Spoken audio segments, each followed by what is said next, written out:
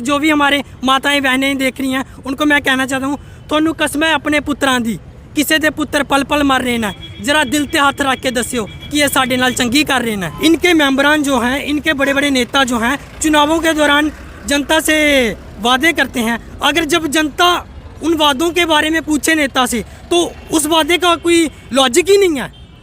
अब मीडिया कर्मी हैं और आप तो आप इस देश के नागरिक भी हैं, आप खुद बताएं कि जनता का फर्ज बनता अपने नेता से पूछना कि नहीं बनता। शुभम नंदन मेरे साथ हैं, बीएसएफ सीआईएसएफ के एस्पिरेंट। शुभम आज क्यों है वो आप इस पोस्टर पर पढ़ लें। थोनू कसम थोड़े पुत्र दी, किसी दे पुत्र पल पल मर रहे ने, दिल ते हथ रख के दस्यो कि ये साडे नाल चंगी कर रहे ने। BSF CISF aspirants all medical fit joining. ये आप ज़रा इस तरफ का नज़ारा देखें, ये सतवारी चौक है और सतवारी का बिजिएस्ट चौक है। जम्मू कश्मीर पुलिस की गाड़ी भी यहाँ पर खड़ी है, पुलिस स्टेशन सतवारी की गाड़ी भी यहाँ पर खड़ी है, पुलिस के जवान भी यहाँ पर तैनात हैं और इस चौक के तीनों तरफ आपको बीएसएफ सीआईएसएफ के एस्पिरेंट नज़र आएंगे। वो उस तरफ भी आप देख सकते हैं, चौक के उधर भी ये बच्चे खड़े हैं, इधर भी ये बच्चे खड़े हैं, चारों तरफ ये बच्चे इस चौक में खड़े हैं।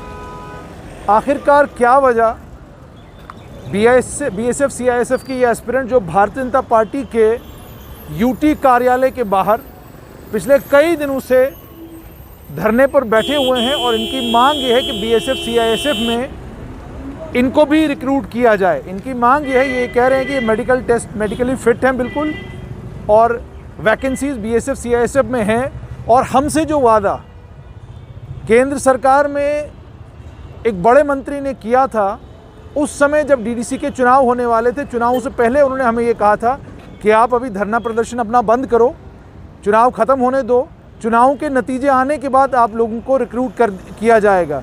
चुनाव के नतीजे आ गए, चुनाव के नतीजे आने के बाद ये बीएसएफ सीआईएसएफ के एस्पिरेंट्स जो हैं सड़कों के ऊपर है, भारतीय जनता पार्टी के प्रदेश कार्यालय के बाहर भी थे और आज ये सतवारी चौक में है। शुभम, सबसे पहले मुझे ये बताना, आज सतवारी चौक में खड़े होकर यहाँ पर आप प्रदर्शन कर रहे हैं, कोई आने वाला है क्या? सर आएगा कोई भी नहीं, पर हमारा जहाँ पर जो खड़े होने का मकसद है ना, कोई बात सर, हिंदी भी आती है, इंग्लिश भी आती है, पढ़े लिखे हैं थोड़े बहुत। चलो सुनिए आप, जो आंखें जो कान हमारे मुद्दे से वंचित रह गए हैं ना कहीं हमारा जहाँ पर खड़े होने का मकसद है उन आंखों को, उन कानों को सुनाना कि बीएसएफ सीआईएसएफ एस्पिरेंट जो हैं वो 70-75 दिन से बीजेपी कार्यालय के बाहर खड़े हैं और जो डॉक्टर जितेंद्र सिंह जी हैं उन्होंने हमारे साथ वादा किया था, ना कि हम बिना ऐसे मुंह उठाकर जहाँ पर उनके कार्यालय के बाहर आ गए। उन्होंने डीडीसी इलेक्शन के दौरान हमारे साथ वादा किया कि बच्चों, हमारा प्रोटेस्ट चल रहा था पहले भी, तो उन्होंने बोला कि बच्चों। एक सेकंड रुक के पहले शुभम मुझे ये बताना, आपका प्रोटेस्ट डीडीसी के चुनाव से कितनी देर पहले शुरू हुआ था? जी सर, हमारा प्रोटेस्ट जो था ना, हमारा जब काफ़ी बच्चे वैकेंसीज थी कम, ठीक है, और पूरी ड्यूटीज़ के लिए 1356 वैकेंसीज थी सिर्फ। तो हमने कहा सर कि हम जो वैकेंसी बहुत कम है, बेरोज़गारी बहुत ज़्यादा है, तो हमने प्रोटेस्ट किया कि वैकेंसी बढ़ाइए, ठीक है। तो फिर हमारा किसी हिसाब से मुलाकात हुई डॉक्टर साहब से, तो फिर उन्होंने कहा डीडीसी के चुनाव से पहले की बात है? बिल्कुल पहले हुई। तो उन्होंने कहा कि बच्चा आप प्रोटेस्ट बंद कर दीजिए, तो अभी इलेक्शन चल रहे हैं, तो इस मुद्दे के बाद हमने उनसे मांग की कि कृपया 5000 वैकेंसी जो है वो इंक्रीज़ की जाए 1356 वैकेंसी में। उन्होंने कहा कि 5000 तो नहीं हो सकती, लेकिन 2000 जो है वो मैं कर दूंगा, पर आप ये प्रोटेस्ट जो है वो बंद कर दीजिए। तो हमने उनकी बात मानकर, क्योंकि छोटा बंदा तो है नहीं वो, ठीक है, ना तो कोई लंबरदार ना कोई चौकीदार है, एक PMO MOS doctor Jitendra Singh government of India में चलाने में उसका बड़ा ज़्यादा योगदान है, ठीक है, कहीं ना कहीं। तो उस बंदे ने हमारे साथ ये वादा किया था, तो हमारा अब वो वादे से मुकर गए हैं, इलेक्शन हो गए, डीडीसी मेंबरान बन गए उनके, लेकिन अब उनको अपना वादा जो है वो याद भूल गया। 70-75 दिन से हम उनके कार्यालय के बाहर खड़े हैं, लेकिन वो हमें इग्नोर कर रहे हैं, उनको कुछ भी पता नहीं है। जैसे अभी उनके किसी लीडर को बोलोगे ना, हाँ तो general secretary and Ashok Kaul ji, तो उन्होंने किसी मीडिया कर्मी ने उनसे पूछा कि जो बच्चे खड़े हैं यहाँ पे, तो इन बच्चों की तरफ देखिए आप। उन्होंने कहा कि हम इनसे कोई फ़र्क नहीं पड़ता, इन बच्चों का कोई लॉजिक ही नहीं है यहाँ पर खड़े होने का। अरे भाई मुझे बताओ, ये बात बताओ इनके मेंबरान जो हैं, इनके बड़े बड़े नेता जो हैं, चुनावों के दौरान जनता से वादे करते हैं। अगर जब जनता उन वादों के बारे में पूछे नेता से तो उस वादे का कोई लॉजिक ही नहीं है। अब मीडिया कर्मी हैं और आप तो आप इस देश के नागरिक भी हैं, आप खुद बताइए कि जनता का फर्ज बनता अपने नेता से पूछना कि नहीं बनता। अब हम यहाँ पर जो हम केसी मोड़ पर भी खड़े थे, 2-3 प्रोटेस्ट करे हम चौक वगैरह में। अब हम जहाँ पर खड़े हैं कि जो कान, जो आंखें, जिन्होंने हमारे मुद्दे को नहीं पता है, जिनको हमारे मुद्दे के बारे में नहीं पता कि ये बच्चे क्यों खड़े हैं, कुछ को नहीं पता कि बच्चे कार्यालय के बाहर खड़े हैं। शुभम, लेकिन भारतीय जनता पार्टी के लोग और अन्य कुछ नेता भी कहते हैं जी आपके पीछे विपक्षी आप पार्टियां सारी हैं, वो आपको भड़का रही हैं, उनके भड़कावे पर जो है आप इस प्रदर्शन को जारी रखे हो। साफ तौर पे कहते हैं कांग्रेस के नेता इनसे मिलने जाते हैं, नेशनल कॉन्फ्रेंस के प्रोविंशियल प्रधान देवेंद्र सिंह राणा इनसे मिलने जाते हैं। अगर वो इनके इतने हमदर्द हैं, वो ये सारे मुद्दे लेके डॉक्टर जितेंद्र सिंह से क्यों नहीं मिलते? ये इल्ज़ाम आप पे लग रहा है। अरे भाई, वो तो हो गया अपोजिट पार्टी के। आप अपनी पार्टी का, आपकी पार्टी का बंदा है, आप उससे एक बार फ़ोन कॉल पे कर लीजिए ना, उनसे कंफर्म कर लीजिए कि आपने बच्चों के साथ कोई वादा किया था या नहीं। हमें बताते हो कि 1356 वैकेंसीज थी, वो फिल होगी, हमें भी पता है, हमने भी एडवर्टीजमेंट देखी थी, लेकिन आप उनसे पूछते नहीं हो। हमें बताते हो कि ये 1356 थी, अब इन बच्चों का यहाँ पर खड़े होने का कोई लॉजिक नहीं है। और आपका जो दूसरा सवाल था कि विपक्ष पार्टी है जो, अरे भाई आप ना कल हमारी लिस्ट अपलोड कर दीजिए BSF की ऑफिशियल साइट पे, हम कल उठ जाएंगे। अगर विपक्षी पार्टी का कोई हाथ हो ना, तो विपक्षी पार्टी जो है वो हमें उठने ही ना दे यहाँ से, हमें कहे कि आप सिर्फ बैठे रहो, हमारा मुद्दा हल कर दीजिए, हम कल उठ जाएंगे। मुझे एक चीज़ और बताना, जब मैंने थोड़ा जानने की कोशिश की, इस पूरे मामले को समझने की कोशिश की, तो मुझे ये पता चला कि जितनी वैकेंसीज़ थी वो तो सारी फिल की गई, और उन वैकेंसीज़ में जम्मू से लगभग 1350 बच्चों ने ज्वाइन भी कर लिया हुआ है। तो आपसे ये समझना चाहूँगा, जो 1350 बच्चे ज्वाइन कर गए हैं, आप अगर सेलेक्ट नहीं हो पाए तो उसमें सारा का सारा दोष जो है एक मंत्री को मर देना, क्या ये सही बात है? नहीं सर, मंत्री पर नहीं मर रहे हैं। हमने कोई पहली भर्ती नहीं देखी है, हमने काफ़ी भर्तियां पहले भी देखी हैं। जैसे ये 1356 वैकेंसी थी ना, मैं आपको बता दूं, अगर 1356 वैकेंसी तो 3300 350 बंदे सेलेक्ट नहीं होते हैं मेडिकल के लिए, ठीक है।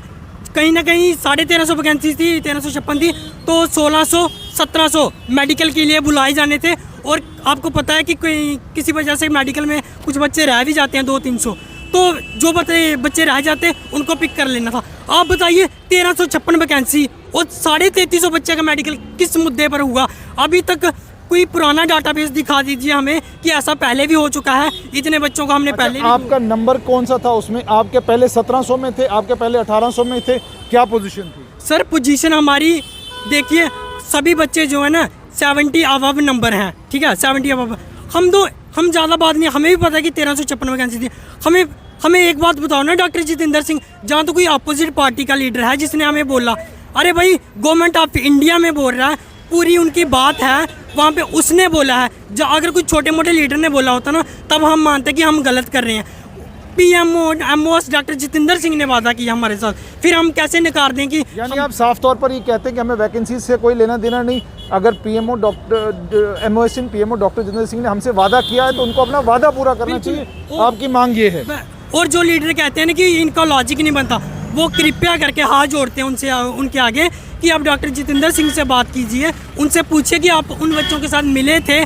हमारे साथ बाकायदा उन्होंने बैठकर मीटिंग की या सोच विचार कर हमें बताया कि बच्चों 5000 नहीं, हम आपको 2000 वैकेंसीज जो हैं वो आपकी 1356 वैकेंसीज में इंक्रीज़ कर दीजिए। 1,06,000 फॉर्म लगा था इस रिक्रूटमेंट में, जो तो 3300 बच्चे फिर आकर सिलेक्ट हुए। तो हम कहते हैं कि उनको ऑब्जॉर्व करो, आपने 2000 वैकेंसीज के लिए बोला है तो उन बच्चों को सिलेक्ट करो।